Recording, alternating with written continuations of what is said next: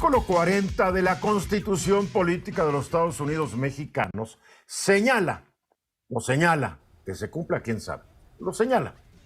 Es voluntad del pueblo mexicano, a mí nunca me preguntaron, pero en fin, y ni a los del año 17 le preguntaron, porque la Constitución la escribió una bola de diputados que representaban al grupo que ganó los balazos de la Revolución Mexicana. Vamos a decirlo así clarito, no entraron los grupos perdedores. La Constitución de México la escribieron los liberales del 17, los conservadores quedaron fuera. Y entonces hay gente que se queja que los conservadores tienen poder, no, ni participaron en este documento. Pero en fin, es voluntad del pueblo mexicano constituirse en una república representativa, democrática, laica y federal, compuesta, cuidado, por estados libres y soberanos en todo lo concerniente a su régimen interior, y por la Ciudad de México, unidos en una federación establecida según los principios de esta ley fundamental. Ojo, libres y soberanos en todo lo concerniente a su régimen interior. Luis, régimen interior es que un Estado libre y soberano tiene el derecho a promulgar su Congreso, sus propias leyes, sin pedirle permiso al gobierno federal, siempre que estas leyes no contradigan lo que establece la Constitución. ¿O me equivoco? No, totalmente de acuerdo. Incluso así está plasmado en otros artículos de la Constitución, y las legislaturas locales operan bajo una suerte de cláusula residual. ¿Qué significa eso? Que todo aquello que no está reservado para el Congreso de la Unión se encuentra dentro de las facultades que pueden ser legisladas por los estados, ¿no? Entonces, ¿por qué diablos se aprobó y ya se publicó en el Diario Oficial un Código Nacional de Procedimientos Civiles y Familiares que cancela los códigos civiles de los estados? Esta es, para mi juicio, una intromisión y un abuso del gobierno federal y del Congreso Federal, y los gobernadores de los estados libres y soberanos haciéndose tarugos como que no se enteraron. A ver, ¿qué pasó aquí? Es una tendencia que tiene unas décadas en México, que está ocurriendo, que a través del poder reformador de la Constitución, o sea, este constituyente permanente, se modifica la Constitución para habilitar al Congreso de la Unión. Pero el artículo 40 no ha sido modificado, dice, compuesta por estados libres y soberanos. No, claro, y eso no ha dejado de existir. Lo que sí se está modificando son estas disposiciones de la cláusula residual, por decirlo así. O sea, el artículo de la Constitución que establece qué materias pueden ser legisladas por el Congreso de la Unión se ha venido modificando desde hace algunas décadas. Ahí tenemos el Código Nacional de Procedimientos Penales, tenemos la legislación única en materia de responsabilidades administrativas, que si bien es cierto existen legislaciones estatales, pues de alguna otra manera todas tienen que adecuarse al parámetro establecido en la Ley General de Responsabilidades Administrativas. Y ahora tenemos, después de 5 años, el Código Nacional de Procedimientos Civiles y Familiares, ¿no? Yo, desde el punto de vista de un abogado litigante, lo veo como una legislación procesal que va a traer muchos beneficios para la justicia cotidiana, y sin negar el aspecto de que implica un retroceso en el federalismo mexicano, ¿no? Es las legislaturas locales cediéndole poder de alguna otra manera o facultades al Congreso de la Unión. O sea que Antonio López Santana no estaba equivocado en 1836 cuando determinó crear un país centralista, abolir la Constitución del 24, promulgar sus 7 leyes, y todo dependía del Poder Ejecutivo Central. Él nombraba a los jefes de los departamentos, bla, bla, bla, como ocurre en muchas democracias, ¿eh? No todas las democracias son repúblicas federales. Ahora, yo sí, lo comentábamos la vez pasada, que de hecho estaba mi colega Eduardo Sodi, lo comentamos la vez pasada, lo que se está promulgando es un código procesal de procedimientos, de reglas en juicio.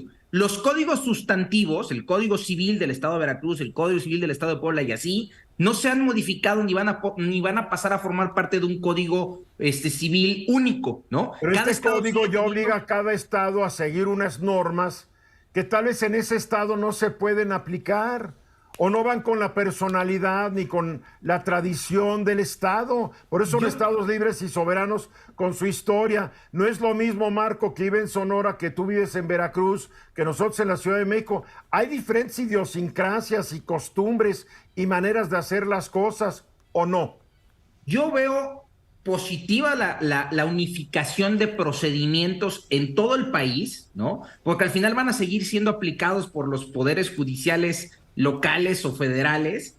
Y al mismo tiempo también creo que era importante que diéramos un paso hacia la oralidad, que de alguna otra manera el principal objetivo de este Código Nacional es que la justicia cotidiana dé un paso hacia la oralidad de manera completa. Hay juicios familiares que pueden tardar 3, 5, 6, 7 años y depende mucho de esa tradición procesalista que tenemos en México desde hace 100, 150 años, ¿no? Creo que se dio un paso en la dirección correcta, aunque eso implica de alguna otra manera un sacrificio en el federalismo mexicano. El problema de este primer paso es que al rato los códigos civiles penales van a ser federales y háganle como quieran gobiernos de los estados.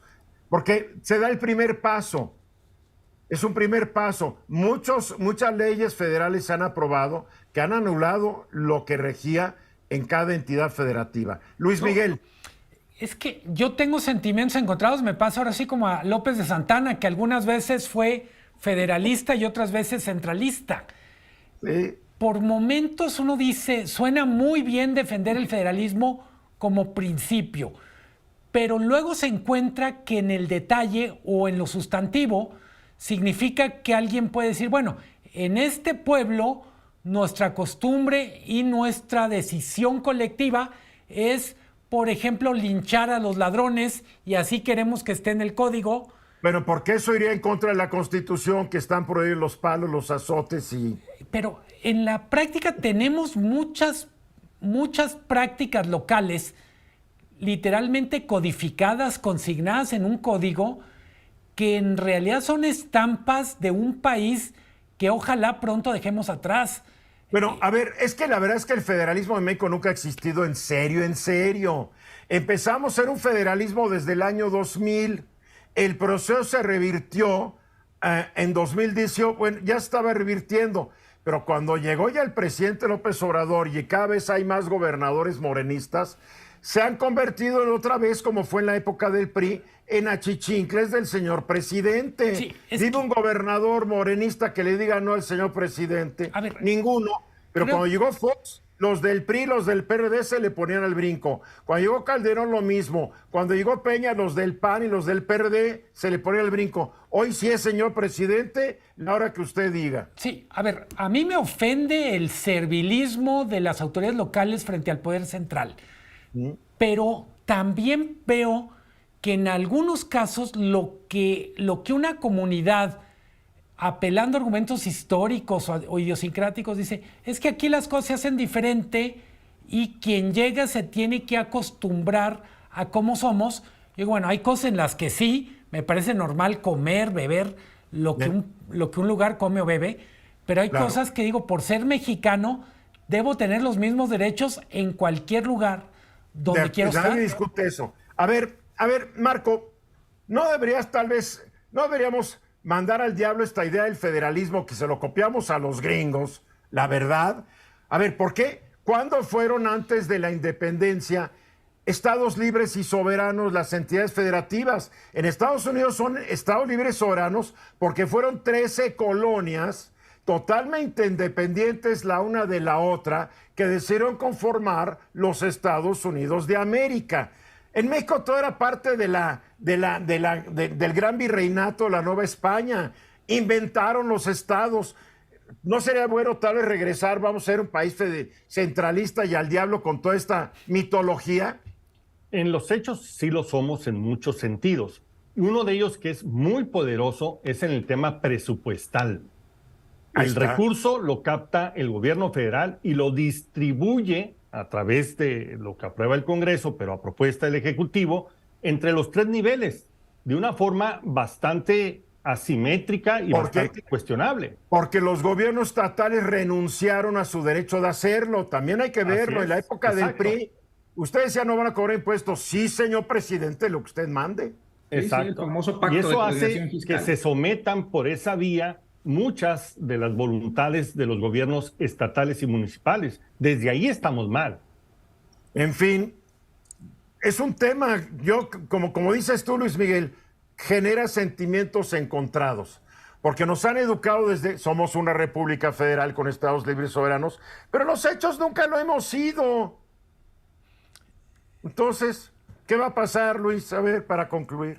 Pues no va a entrar en vigor el día de mañana. Está supeditado a que los poderes judiciales federal y local lo soliciten a los congresos respectivos y tienen como fecha máxima las entidades y la federación el 1 de abril de 2027 para que se implemente. Si para esa fecha los poderes judiciales, ya sea federal, ya sea de las entidades, no han solicitado la declaratoria de entrada en vigor, automáticamente entra en vigor el Código Nacional de Procedimientos Civiles y Familiares. 1 de abril de 2027. Hasta el 27. 10 años después de la reforma constitucional que se ordenó se promulgara.